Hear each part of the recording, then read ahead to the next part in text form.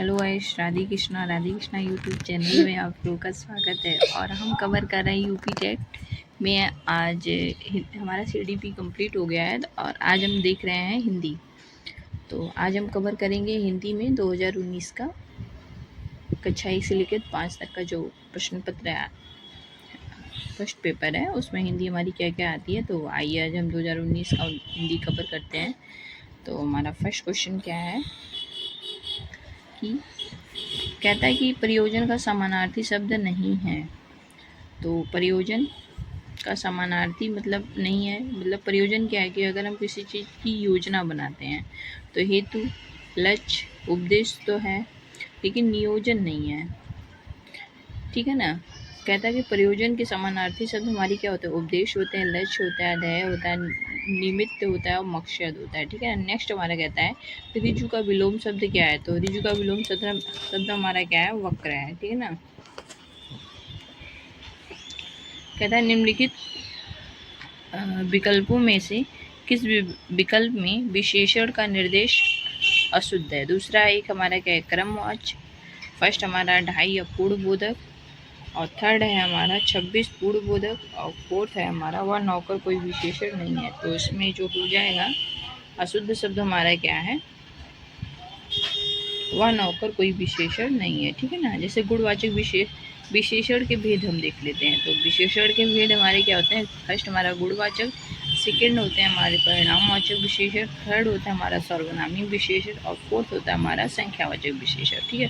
गुणवाचक विशेषण वह होता है जिसमें वह गुण की बात करता है, और परिणामवाचक विशेषण वह होता है जिसमें वो परिणाम की बात करता है, जैसे कि क्षेत्रफल, लंबाई क्या पर दे रहा है ना। और सर्वनामिक विशेषण हमारा क्या होता है, जो सर्वनाम से हो, जैसे किसी विशेष की विशेषता बताता है। और संख्यावाचक विशेषण वो होता है जिसमें क्या होता है 1 2 3 गिनती का जो है विशेषता बताई जाती है। ठीक है ना। नेक्स्ट क्वेश्चन है इसके बाद हमारा, कहता है आप भला तो जग भला वाक्य में सर्वनाम के साथ किस भेद का बोध होता है। तो आप भला तो जग भला में क्या होता है कि निजवाचक सर्वनाम का विशेषण है। ठीक है ना। और इसके बाद हम सर्वनाम के भेद देखेंगे। तो सर्वनाम के फर्स्ट हमारा क्या है, पुरुषवाचक सर्वनाम होता है, सेकंड हमारा क्या है, निश्चयवाचक सर्वनाम होता है, और थर्ड हमारा क्या है, निजवाचक सर्वनाम होता है, फोर्थ हमारा संबंधवाचक सर्वनाम होता है, 5 हमारे क्या अनिश्चयवाचक सर्वनाम होते हैं, और नेक्स्ट हमारा क्या है, प्रश्नवाचक सर्वनाम। यानी कि सर्वनाम के कितने भेद होते हैं, 6 भेद होते हैं। ठीक है। नेक्स्ट क्वेश्चन होता है कि निम्नलिखित में से कौन सा शब्द पुल्लिंग है। कढ़ी है कि चील है कि संतान है कि सरसों है। तो कढ़ी क्या होती है, बनाई जाती है, चील उड़ती है, संतान होती है, और सरसों क्या होता है, सरसों का पौधा होता है।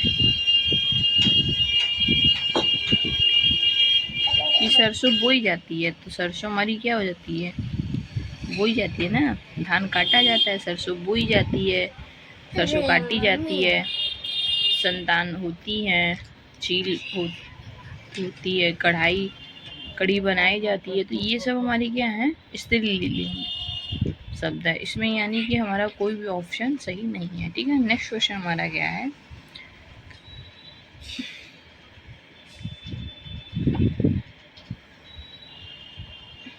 मम्मी इतना मत ज्यादा लिखो। तो जो संतान है ये हमारा स्त्री और पुल्लिंग दोनों में आता है। तो आयोग ने इसका आंसर सी को माना है। ठीक है। नेक्स्ट क्वेश्चन हमारा क्या है, प्रकाशन की दृष्टि से डॉक्टर हरिवंश राय बच्चन की रचनाओं का सही क्रम तो कौन सा होगा, बताइए। पहले क्या होती है, मधुशाला आती है, फिर मधुबाला आती है। मधुशाला आएगी तो उसी के बाद मधुबाला आएगी, मधुबाला होगा तो उसमें कलश होगा, मधुकलश, फिर क्या होगा, निशा निमंत्रण होगा। ठीक है ना। अब इनका सन देख लेते हैं। मधुशाला का 1935 है, मधुबाला का 1936 है, और मधुकलश का 1937 है, और निशा निमंत्रण का 1938। कहता है कि हिंदी साहित्य सम्मेलन क्या 1893 में हुआ, या काशी नगरी प्रचारणी सभा 1918 में हुई है, या राष्ट्रभाषा प्रचार समिति वर्धा 1910 में हुआ है। तो हम जानते हैं कि हिंदी साहित्य सम्मेलन हमारा 1910 में हुआ है। और काशी नागरी प्रचारी जो सभा है ये हमारी 1893 में हुई है, और राष्ट्रीय भाषा परिषद समिति हमारी 1918 में हुई है। तो फर्स्ट का हमारा क्या हो जाएगा, फर्स्ट का हमारा हो जाएगा सी। तो फर्स्ट का सी हमारा किस में, 2 ऑप्शन में है। इसके बाद हम लास्ट वाला अगर देखते हैं तो लास्ट वाला हमारा क्या है, बी। बी किस ऑप्शन में है हमारा, सी ऑप्शन में। तो ये हमारा सी ए बी हो जाएगा, ठीक है ना। कहते हैं कि तुलसीदास के रचनाकार कौन है। तो हम जानते हैं कि तुलसीदास के जो रचनाकार है सूर्यकांत त्रिपाठी निराला जी हैं। और भी देख लेते हैं तुलसीदास की रचनाएं कौन कौन सी हैं हमारी। जैसे अनामिका है, परिमिल है, और गीतिका है, जूही की कली है, अणिमा है, अप्सरा है, ठीक है। और इसके बाद केशवदास की क्या रचना है हमारी, रामचंद्रिका है, कवि प्रिया है, रसिका है, रसिक प्रिया है, रत्न बावनी है, और जहांगीर जस चंद्रिका है, ठीक है ना। ऐसे ही हम महादेवी वर्मा की कुछ रचनाएं देखेंगे, जिसमें महादेवी वर्मा की रचनाएं हमारी क्या है, दीपशिखा है, मामा है, नीरजा, अन्याय में अन्याय आत्मकथा किसकी है। तो ये हमारी प्रभा खेतान की है। नेक्स्ट है कि प्रभु जी तुम चंदन हम पानी, यह वाक्य किसका है। तो ये हमारा वाक्य रैदास जी का है। इसके बाद है राम आम खाता है। तो राम क्या कर रहा है, खाने का काम कर रहा है। तो ये हमारा क्या कर रहा है, राम क्या कर रहा है, खाना खा, यानी कि उसका कर्म अच्छा है, ठीक है ना। इसके बाद हम आता है हमारा नेक्स्ट क्वेश्चन। कहता है कि रहीमन पानी राखिए बिन पानी सब सून, पानी गए ना ऊपरे मोती मानस शून। इस दोहे में कौन सा अलंकार है। तो ये हमारा श्लेष अलंकार है। कहता है निम्नलिखित में से कौन सा शब्द शुद्ध है। तो चांद, अंगना, आँख या आँख। तो इसमें जो है अंगना शुद्ध शब्द है, ठीक है ना। देख चांद हमारा ऐसे लिखा जाता है, अंक हमारा ऐसे लिखा जाता है, आँख हमारी ऐसे लिखी जाती है, ठीक है ना। इसके बाद नेक्स्ट क्वेश्चन हमारा कहता है कि शुद्ध वर्तनी से कौन सा है। तो इसमें हमारा सनिध सही है, ठीक है ना। नेक्स्ट क्वेश्चन हमारा कहता है उपचारात्मक शिक्षण की सफलता निर्भर करती है, किस पर निर्भर करती है। तो ये हमारे उपचारात्मक शिक्षण की सामग्री पर, ठीक है। नेक्स्ट क्वेश्चन हमारा कहता है कि घोंसले में चिड़िया हैं, इनमें कौन सा कारक घोंसले में कर। तो ये हमारा क्या है, संबंध बता रहा है। तो ये हमारा क्या है, अधिकरण कारण है, ठीक है ना।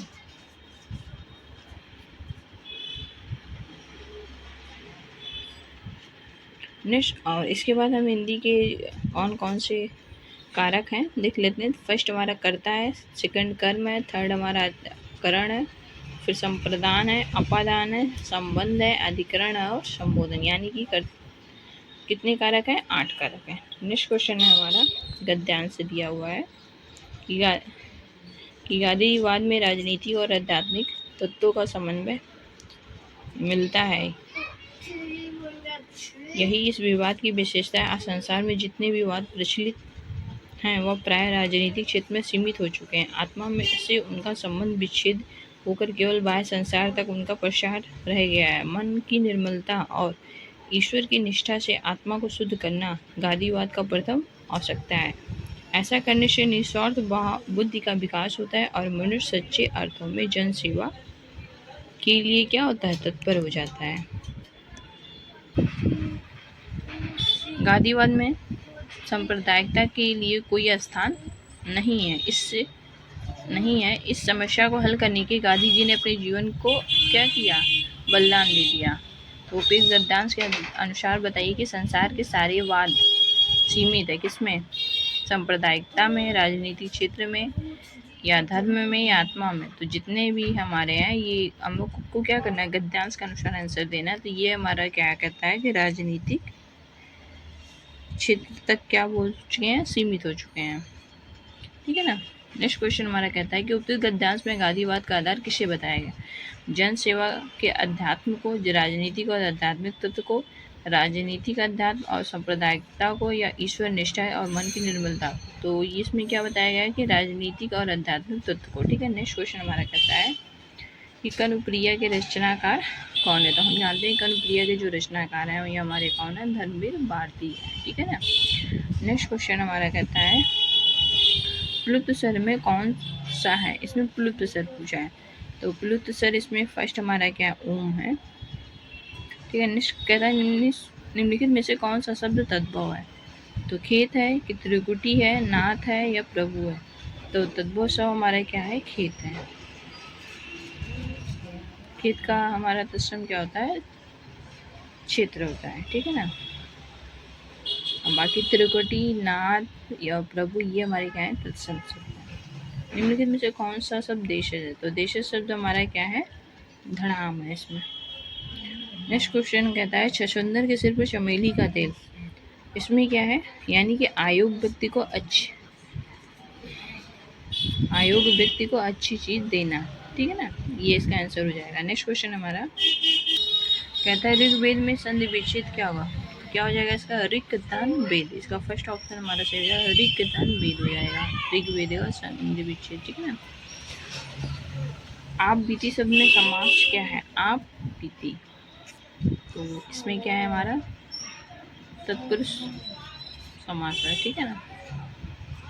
जिस समास का उत्तर और अर्थात अंतिम पद क्या होता है? प्रधान होता है, उसे तत्पुरुष समास कहते हैं, ठीक है ना। इसके बाद हम तत्पुरुष समास के कितने भेद हैं? 8 भेद हैं, देख लेते हैं। फर्स्ट हमारा कर्म तत्पुरुष, करण तत्पुरुष, थर्ड हमारा संप्रदान तत्पुरुष, फोर्थ हमारा अपादान तत्पुरुष, पांचवा हमारा संबंध तत्पुरुष, छठा हमारा अधिकरण तत्पुरुष, सातवां हमारा कर्मधारय और आठवां हमारा दिग्ध तत्पुरुष है, ठीक है। नेक्स्ट क्वेश्चन हमारा कहता है फिर इसके बाद हमको भी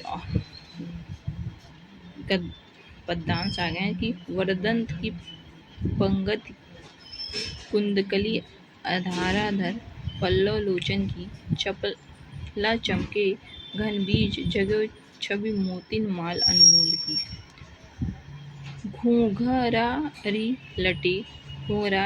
लटी, लटके मुख ऊपर, कुंडल लाल कपोलन की, निछावर प्राण करे तुलसी बलि जाऊं, ललाइन बोलन की, लल्ला इन बोलन की। यानी कि इसमें कह रहा है कौन सा रस है? तो इसमें हमारा वात्सल्य रस है, क्योंकि ये बच्चे का एक छोटे से बालक का जो है दिया गया है, ठीक है ना। उपयुक्त पद में किस कवि का है? तो सूरदास का, जयसी, कबीर या तुलसीदास? तो इसमें हमारे क्या है? तुलसीदास जी हैं, ठीक है। कहता उच्चारण स्थान की दृष्टि से कौन सा विकल्प शुद्ध है? सा दंत है, सा बड़ा सा मूर्धा है, कटिशा तालब है या चा हमारा कंठ है? तो इसका जो ऑप्शन हो जाएगा हमारा सा। तो इसको हम बोल के देखेंगे। सा बोलते हैं तो हमारा दांत स्पष्ट होता है, तो ये हमारा दंत है। बड़ा शाह, तो ये ओष्ठ है। खट्टी सा तालु में स्पष्ट हो रहा है। चा तालु में हो रहा है, ठीक है। तो इसमें शुद्ध शब्द हमारा क्या है? दंत है।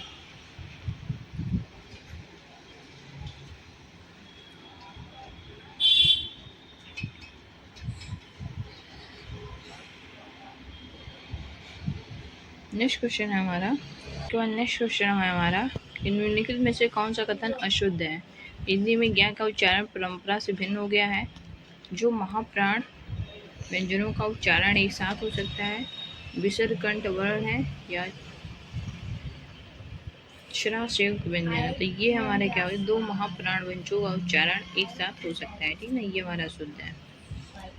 और इसके बाद लास्ट क्वेश्चन है हमारा मेरे लड़के ने मेरी आज्ञा का पालन नहीं किया। वाक्य में लड़के के विषय में कौन सा विकल्प अशुद्ध है? तो ये कर्ता भी है, पुल्लिंग भी है और एक वचन है, तो इसमें हमारा बहुवचन, तो मेरा लड़का है, ठीक है ना। तो ये हमारा बहुवचन गलत हो जाता। तो ये रहा हमारा CDP हो गया हमारा। ये था हमारा 2019 का हिंदी का सॉल्व पेपर यूपी टेट का। तो आई होप आप लोगों को वीडियो अच्छा लगा होगा। अगर अच्छा लगा हो तो please like, share and subscribe जरूर कीजिएगा और सपोर्ट जरूर कीजिएगा, और वीडियो को शेयर भी जरूर कीजिएगा और वॉच कीजिएगा। तो इसके बाद हम जो है 2018 का कवर करेंगे। 11-12 साल के जो क्वेश्चन पेपर हैं उन सबको हम कवर करेंगे, ठीक है ना। तो आई होप आप लोगों को वीडियो अच्छा लगा तो please like, share and subscribe जरूर कीजिएगा। मिलते हैं नेक्स्ट वीडियो में, तब तक के लिए जय हिंद।